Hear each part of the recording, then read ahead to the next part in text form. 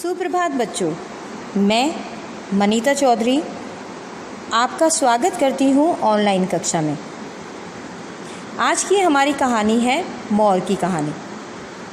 बच्चों, किसी मासूम जीव का शिकार करना वास्तव में किसी इंसान की हत्या करने जैसा ही है, लेकिन फिर भी हम अपने स्वार्थ में या मनोरंजन के कारण गैर कानूनी रूप से ऐसा करते हैं। खेल है, लेकिन दूसरी ओर इसके मांझे से हर साल कितने ही मासूम पक्षियों की जान चली जाती है।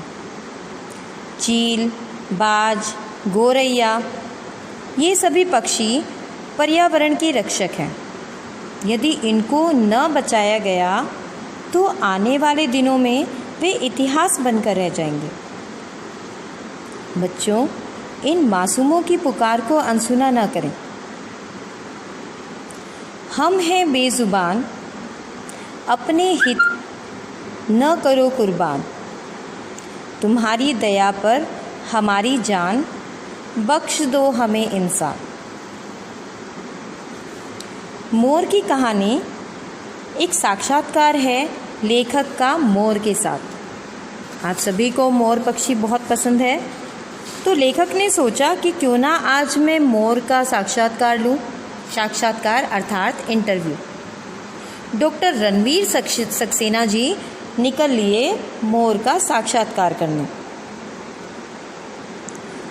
वो कहते हैं कि शहंशाह तो शहंशाह होता है, यानी राजा तो राजा ही होता है, चाहे वो इंसानों का राजा हो या पक्षियों का राजा हो। मोर भी एक हिंदुस्तानी चिड़िया है जिसे राष्ट्रीय पक्षी का ओहदा दिया गया है, और इस राष्ट्रीय पक्षी से मुलाकात करने की इच्छा को उन्होंने इस बार पूरा कर ही डाला और लेखक जाकर मिले मोर महाशय से। मोर महाशय कटहल के पेड़ की मोटी डाल पर बैठे हुए थे और किसी गहरी सोच में थे। लेकिन जब लेखक ने उन्हें अपना परिचय दिया और बताया कि वो छोटे छोटे बच्चों की तरफ से उनसे मिलने के लिए आए हैं, तो मोर महाशय ने मुस्कुराकर उनको परमिशन दे दी, मंजूरी दे दी कि आप मुझसे जो चाहें वो साक्षात्कार में पूछ सकते हैं। सबसे पहला सवाल लेखक ने किया कि आपको राष्ट्रीय पक्षी का पद मिलने पर कैसा लगता है। मोर ने कहा, बड़ा अच्छा लगता है। हालांकि ये जो सम्मान है, ये जो पद है, मेरे लिए कोई नई बात नहीं है। बहुत सालों पहले से हमारी सुंदरता और खूब सुंदरता दुनिया में मशहूर थी। हिंदुस्तान से अनोखे उपहार के रूप में हमें रोम, यूनान, मिस्र और मेसोपोटामिया आदि दूर दूर की जगहों पर भेजा जाता था। हमारी सुंदरता और हमारा सुंदर नाच हजारों सालों से हिंदुस्तान का मन आकर्षित करता हुआ आया है। राष्ट्रीय पक्षी घोषित कर दिए जाने से क्या आपकी मोर जाति के सर पे जो खतरा मंडरा रहा था आपके समाप्त होने का, वो तो अब कम हो गया होगा और आपका शिकार होना भी कम हो गया होगा। मोर ने कहा, हाँ, हमारी जाति का शिकार तो कम हो गया है, लेकिन बंद नहीं हुआ। कानून तो ज़रूर बनाया गया है, लेकिन कानून केवल बातें बनाने से नहीं चलेगा। सभी लोगों को हमसे प्यार करना सीखना होगा और राष्ट्रीय पक्षी के रूप में, देश की दौलत के रूप में हमें स्वीकारना होगा, वरना, लेखक ने बात को बीच में रोककर कहा, वरना क्या होगा। मोर बोला, हमारी जाति भी, मोरों की जाति भी दूसरे पशु और पक्षियों की तरह धरती से नष्ट हो जाएगी, समाप्त हो जाएगी। लेखक ने पूछा, जैसे गुलाबी सिर वाली बत्तख, पहाड़ी बटेर पहले हिंदुस्तान में पाए जाते थे, लेकिन अब समाप्त हो चुके हैं, ऐसी ही दूसरी बहुत सारी चिड़ियाँ हैं जिनकी आबादी तेज़ी से कम हो रही है और आने वाले समय में तो इनका नामो निशान भी नहीं रहेगा। हम पक्षी इस खतरे को सामने खड़ा देख रहे हैं। लेखक ने मोर को ढांढस बंधाया और कहा कि परेशान होने की कोई बात नहीं है। मुझे लगता है कि आप बेकार की चिंता कर रहे हो। मोर महाशय को लेखक का समझाना अच्छा नहीं लगा, तो उन्होंने अपनी आवाज़ को थोड़ा ऊंचा कर लिया और बोले, क्या आप मुंबई या कोलकाता जैसे महानगरों में कोयल को कूकते हुए सुनते हैं या बुलबुल को चहचहाते हुए देखते हैं? आपने कभी कोलकाता या मुंबई शहर में दर्जीन का घोंसला बनाते हुए देखा है? लेखक को उत्तर नहीं सूझा। लेखक ने सोचा और काफ़ी देर सोचने के बाद कहा कि नहीं, बहुत कम, ना के बराबर। मोर बोला, जैसे जैसे इंसानों की जनसंख्या बढ़ रही है वैसे वैसे शहर और कस्बे बन रहे हैं। नए लोगों को बसाने के लिए जंगल और खेतों को मिटा दिया जाता है, पेड़ काट दिए जाते हैं और इस तरह धीरे धीरे धरती पर से हरियाली खत्म होती जा रही है। अब लेखक बड़े शर्मिंदा थे।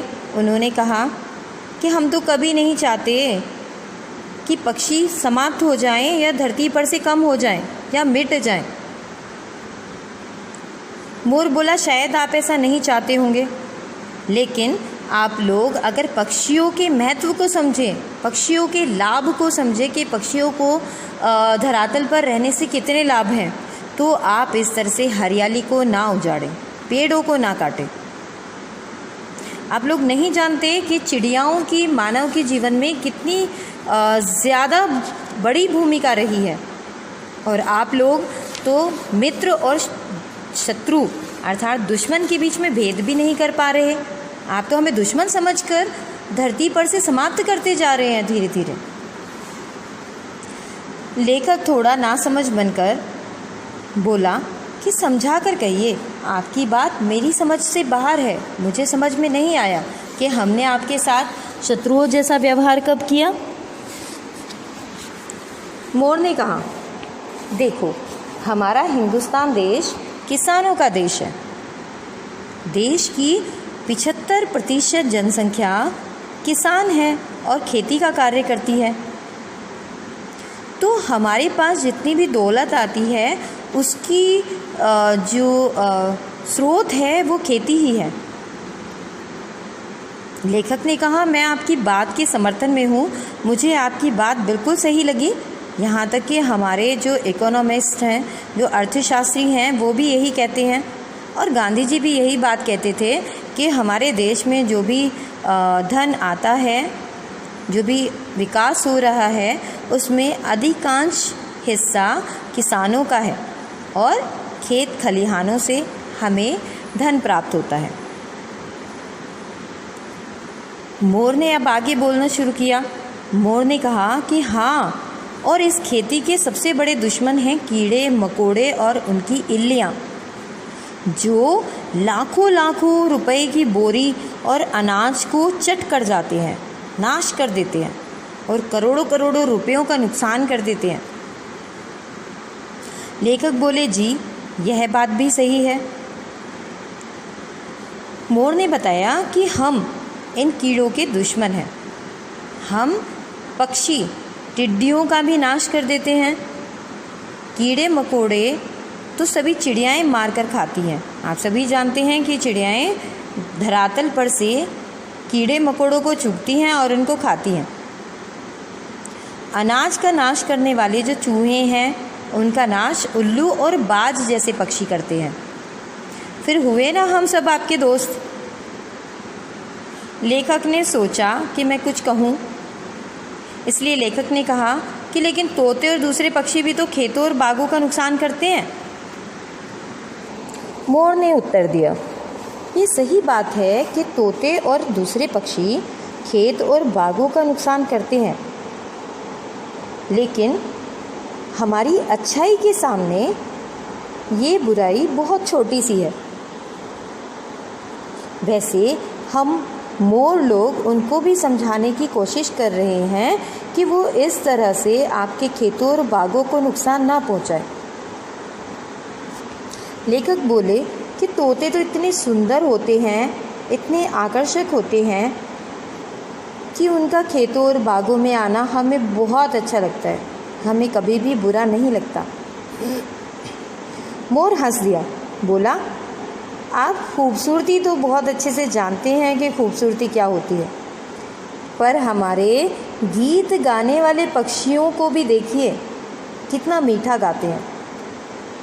और जब वो आपको इतना सुंदर और मीठा गान सुनाते हैं, जैसे कोयल और अन्य पक्षी बहुत मीठा बोलते हैं और बहुत सुंदर लगते हैं, तो उसकी थोड़ी बहुत कीमत तो आपको चुकानी ही पड़ेगी। मदारी जब डुगडुगी लेकर तमाशा दिखाता है और खेल दिखाता है, तो उसके बदले वो कुछ ना कुछ तो इनाम लेता ही है मालिक से। तो दोनों हंसने लगे। मोर और लेखक इस बात पर दोनों हंस पड़े। लेखक ने कहा, देखिए, हर नज़र से हम चिड़ियों के महत्व को मानते हैं कि चिड़ियाएँ हमारे लिए बहुत अधिक महत्वपूर्ण हैं, लेकिन हम ये भी जानते हैं कि कुदरत का जो संतुलन जीवन के लिए ज़रूरी है, चिड़ियाएँ भी उसकी बहुत ज़रूरी कड़ी हैं और हमारे विकास की दिशा। मोर ने बेताबी से लेखक की बात को काट दिया और बोला, आप जो विकास कर रहे हो वो गलत है। आप फसलों पर बेरहमी से कीड़ों को मारने वाली दवाएं छिड़कते हो, जो कि जहर का काम करती हैं। उनसे कीड़े और पक्षी तो कम मरते हैं, कीड़े तो कम मरते हैं, लेकिन जब कीड़ों को पक्षी खाते हैं तो पक्षी ज़्यादा मरते हैं। और इस तरह से पौधों में जो आप जहर डालते हो, वो फलों और सब्जियां जब आप खाते हो तो उनके द्वारा आपके ही पेट को नुकसान पहुंचाता है, आपके पेट के अंदर ही जाता है वो जहर। इस तरह से आप जो खेतों को, जंगलों को काट करके बस रहे हो और बिल्डिंग्स बना रहे हो, उसमें आपका विकास कम हो रहा है, बल्कि बर्बादी ज़्यादा हो रही है। और इस तरह से कीटनाशक डालने पर वो कीटनाशक वापस आप ही उसको खाते हो और उससे आपको अनेक बीमारियां लग जाती हैं। अब लेखक बोले कि अब फिर हम क्या करें, आप ही बताइए मोर महाशय। मोर ने उत्तर दिया, फिर क्या करना है, हरियाली बढ़ाइए। पेड़ अगर आप लगाएंगे तो हरियाली बढ़ेगी, और हरियाली बढ़ेगी तो सारे पक्षी पेड़ों पर ही घोंसले बनाते हैं। तो इस प्रकार से हम लोगों को भी रहने के लिए आवश्यक स्थान मिलेगा। पेड़ों को काटना बिल्कुल बंद कर दीजिए, और ये जो आप कीड़ों को मारने वाली कीटनाशक दवाइयाँ डालते हैं, जो कि जहर है, उसका प्रयोग भी बंद कर दीजिए। जिस तरह से आप लोग इंसान हो, आपको धरती पर रहने का हक है, उसी तरह से हम जीव जंतुओं को, पक्षियों को भी धरती पर रहने का हक है। लेखक ने कहा, ठीक है मोर महाशय, मैं आपकी बात से पूरी तरह समर्थ हूँ। मैं आपकी बात को ज़्यादा से ज़्यादा लोगों तक पहुँचाने की कोशिश करूँगा। विशेषतः जिन छोटे छोटे बच्चों ने मुझे आपके पास साक्षात्कार के लिए भेजा, उनको भी मैं आपकी बातें अवश्य बताऊँगा। मोर ने उत्तर दिया कि हाँ, लेकिन पहले बच्चों से शुरू कीजिए, बच्चों को बताइए, क्योंकि बच्चे अपने मन में मेरे लिए बहुत अधिक प्रेम रखते हैं। बच्चे मुझे बहुत प्यार करते हैं, और मुझे तो क्या, छोटे बच्चे तो पशु पक्षियों को भी बहुत अधिक प्यार करते हैं। अगर बच्चे हमें प्यार करेंगे तो वो दुनिया को बदल सकते हैं, क्योंकि आने वाला कल तो बच्चे ही हैं। बच्चे ही बड़े होकर के भारत देश के नागरिक बनेंगे और यदि वो पक्षियों से प्रेम करेंगे, वो पक्षियों को बचाने की कोशिश करेंगे तो शायद दुनिया बदल सकती है।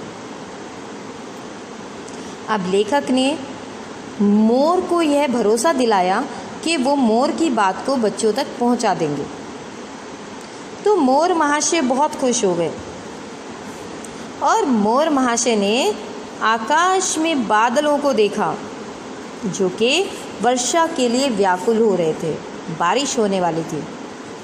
और ऐसे आकाश में बादल को देखते हुए, सुंदर मौसम को देखते हुए मोर खुशी से उसने अपनी रंग बिरंगी पूंछ को फैलाया और पंखा बना दिया और लगा खुशी से नाचने।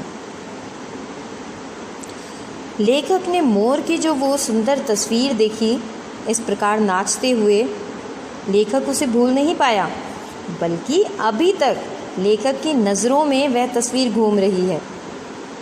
बच्चों, मोर के साथ हुए साक्षात्कार को और मोर ने जो जो बातें बताई लेखक को, उनको आप तक पहुंचाने के लिए डॉक्टर रणवीर सक्सेना, जो कि लेखक हैं, उन्होंने यह पाठ लिख दिया। वास्तव में यह एक कल्पना है, लेकिन फिर भी लेखक ने जिस प्रकार इस पाठ को लिखा वह काबिले तारीफ़ है। उन्होंने बहुत ही सुंदर ढंग से मोर की बातों को बच्चों तक पहुंचाया और बच्चे जो मोर को पसंद करते हैं, मोर से प्रेम करते हैं, मोर को भी यह एहसास दिलाया कि बच्चे आपको कितना प्यार करते हैं, कितना पसंद करते हैं। और इसी के साथ साथ पक्षियों के जीवन में जो जो समस्याएं आ रही हैं या उनका अस्तित्व जिस प्रकार खतरे में पड़ रहा है, धीरे धीरे पक्षी जाति समाप्त होती जा रही है, ये खतरा भी उन्होंने आपके सम्मुख रखा। रासायनिक दवाइयों को पेड़ पौधों पर छिड़कने के दुष्प्रभाव और परिणाम स्वरूप पक्षियों के मारे जाने और हमारे स्वयं के शरीर पर होने वाली हानियों को भी उन्होंने इस पाठ के माध्यम से आपके समक्ष रखा। तो बच्चों, आप लोगों को ये दृढ़ संकल्प लेना होगा कि आप जानबूझकर या अनजाने में कभी भी किसी पक्षी को हानि नहीं पहुंचाएंगे और अपने जीवन में अधिक से अधिक पेड़ लगाएंगे, क्योंकि पेड़ों पर ही पक्षी घोंसला बनाते हैं और उन्हीं घोंसलों में वो रहते हैं। तो यदि हरियाली नहीं होगी, पेड़ नहीं होंगे, तो पक्षियों का अस्तित्व भी नहीं होगा।